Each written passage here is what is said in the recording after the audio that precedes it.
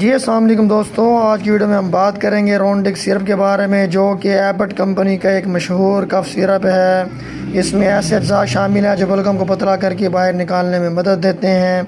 अहम फ़ायदे जो हैं इसके, खुश्क और बलगम वाली खांसी में आरामदेह है। नज़ला या नाक बंद होने की सूरत में आप इसको इस्तेमाल कर सकते हैं। गले की खराश और एलर्जी की अलामत में कमी के लिए फ़ायदेमंद है।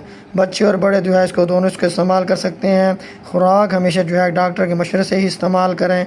वीडियो आपको मेरी पसंद आए, लाइक करें, शेयर करें और सब्सक्राइब करना ना भूलें।